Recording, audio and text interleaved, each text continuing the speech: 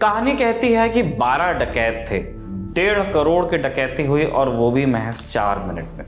डकैतों की खोजबीन हुई, आरोपी मिला तो भागने लगा, पुलिस पर ही गोली दाग दी और मुठभेड़ हुई और मुठभेड़ में लग गई आरोपी को गोली, अस्पताल ले जाते मर गया। कहानी में कितनी हकीकत है और कितना फसाना है ये हम नहीं जानते हैं, स्पेशली इनकाउंटर वाली बात में। लेकिन ये जानते हैं कि इनकाउंटर पर सवाल उठ रहे हैं और हो रही है राजनीति भी। ये दावा किया जा रहा है कि आरोपी यादव था, इसलिए पुलिस ने जानबूझकर गोली मार दी। तो जवाब भी आ रहा है कि पुलिस अपनी आत्मरक्षा के लिए फूल तो नहीं बरसा सकती। हुआ ये कि 28 अगस्त 2024 का दिन था। उत्तर प्रदेश के सुल्तानपुर के मेजरगंज एरिया में भरत सोनी अपनी ज्वेलरी की दुकान पर पहुंचे। साथ में उनका बेटा भी था। सुबह 10 बजे दुकान खोली और दोनों अपने काम में लगे बाप बेटे। दोपहर 12 बजे के करीब 2 कस्टमर आए। वो गहने पसंद ही कर रहे थे कि दुकान में कुछ नकाबपोश दाखिल हो गए और उन्होंने अंदर घुसते ही भरत सोनी पर हथियार तान दिए। कुछ देर में पीछे से दौड़ता हुआ एक और बदमाश आया।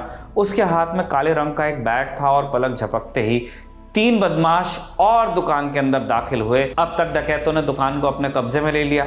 डकैतों ने तेजी से दुकान से ज्वेलरी बैग में भरी और निकल लिए वहां से। ये सब कुछ दुकान में लगे सीसीटीवी कैमरे में कैद भी हुआ। पुलिस ने मामले की जांच शुरू की, तलाश शुरू हुई आरोपियों की। 5 सितंबर को खबर आई कि लूट के आरोपी मंगेश यादव एसटीएफ और स्थानीय पुलिस के साथ हुई मुठभेड़ में मारा गया। पुलिस ने मंगेश पर 1 लाख रुपए का इनाम भी घोषित किया था। 3 दिन पहले 2 सितंबर को पुलिस ने अमेठी जिले के रहने वाले 3 बदमाशों सचिन सिंह, पुष्पेंद्र सिंह और त्रिभुवन उर्फ लाला हरिजन को घटना में संलिप्त होने पर गिरफ्तार किया था। दैनिक भास्कर की रिपोर्ट के मुताबिक एसटीएफ के डिप्टी एसपी डीके शाही ने बताया कि हमें इनपुट मिला था कि मंगेश यादव और उसका साथी सुल्तानपुर से जौनपुर भागने की कोशिश में है। वो दोनों बाइक से जा रहे थे। सुबह 5 बजे हमारी टीम ने हनुमानगंज बाईपास पर उन्हें घेर लिया। हमने उन्हें रोकने की कोशिश की लेकिन उन्होंने टीम पर ही फायर कर दिया। टीम ने आत्मरक्षा के लिए जवाबी फायर किया और मंगेश यादव को इस दौरान गोली लगी। पुलिस उसे अस्पताल भी ले गई लेकिन वहां डॉक्टर्स ने मृत घोषित कर दिया। दूसरा बदमाश, पुलिस का कहना है कि दूसरा बदमाश अंधेरे का फायदा उठाकर भाग गया। पुलिस ने यह भी कहा कि एसटीएफ ने मंगेश के पास से 32 बोर की पिस्टल, 315 बोर का तमंचा, बाइक और लूटे गए जेवर बरामद किए।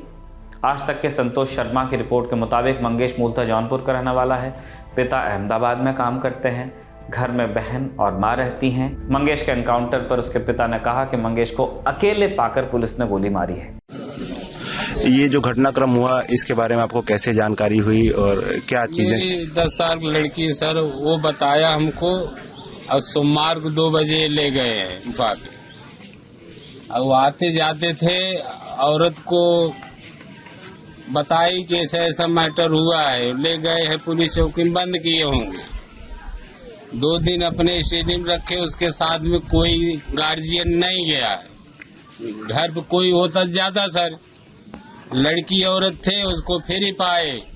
इन लोग मार के 4 बजे सुबह वहाँ इसको दिखाए तो मैं गुजरात से भाग के आया, हमारा लड़का मार दिया। क्या घर की तलाशी वगैरह भी ली थी क्या कई बार पुलिस वालों ने? कुछ नहीं सर, आज बिंदास से ही, आज साल भर से था हमारे साथ में, कंडक्टरी किया बिंदास। 3-4 महीने सीधे रुक गया था घर पे और कोई मैटर नहीं था सर उसके पास। किस तरह से देख रहे हैं जो इनकाउंटर हुआ है, जो पुलिस जो दावा कर रही है मुठभेड़ का और इस तरीके का? सर अब फ्री पाए, उसके साथ में कोई गार्जियन नहीं पाए ना, वो फ्री पाए अपना दिखा के मार दिए सर गोली। कुछ बात हुई है क्या किसी बड़े समाजवादी पार्टी के नेता से, अखिलेश यादव जी से कुछ आश्वासन मिला है? इतना जानकारी नहीं है तो कैसे मैं बता पाऊँ। अभी आए जस्ट, हम तो आज ही आ रहा हूँ सर। अच्छा, एक कल पर्व देखा उसमें, हम तो गुजरात रहता, लड़का था 2-3 महीने, वो घर चला आया था। पुलिस आरोप लगा रही कि लूट के मामले में शामिल था। पुलिस लगा रही है सर जी। क्या इस तरह का था आप लड़का था?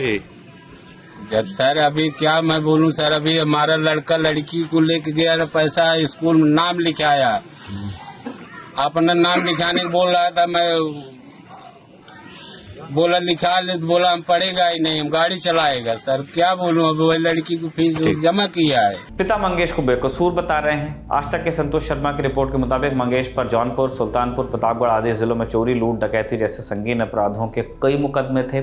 सुल्तानपुर के करौदी कला थाने में साल 2022 में मंगेश यादव पर गैंगस्टर एक्ट का मुकदमा दर्ज हुआ।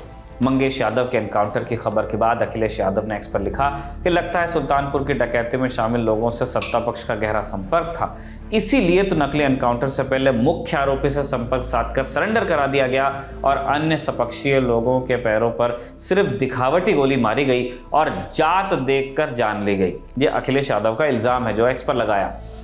इसका जवाब योगी सरकार के मंत्री ओम प्रकाश राजभर ने दिया है, आप उनको भी सुनिए। उस गैंग में वो शामिल था ना, इस बात का प्रमाण है ना, तो उसको भी जब जानकारी थी उनको तो उसको भी सिलेंडर करा देते कि सब लोग सरेंडर कर रहे हैं तो तुम भी चले जाओ। 4 बजे भोर में वो भाग रहा है पुलिस के ऊपर फायरिंग करते हुए, तब पुलिस जान बचाने के लिए उसके ऊपर फायर करेगी कि फूलों की वर्षा करेगी, माला लेके पहराएगी। तो जवाबी कार्रवाई में पुलिस ने गोली चलाया। गोली पुलिस नहीं जानती है कि ये किस जाति का है। अपराधी है तो अपराधी किसी भी जाति का हो सकता है, तो वो अपराध करने वाला व्यक्ति अगर गोली चलाया है, उसमें लिप्त है, तो जो पुलिस ने कार्रवाई किया वो सही किया। राजभर कहना है कि आरोपी किसी भी जाति का हो सकता है, पुलिस ने जो किया वो सही है। प्रतिक्रिया उत्तर प्रदेश के उप मुख्यमंत्री ब्रजेश पाठक की भी आई है।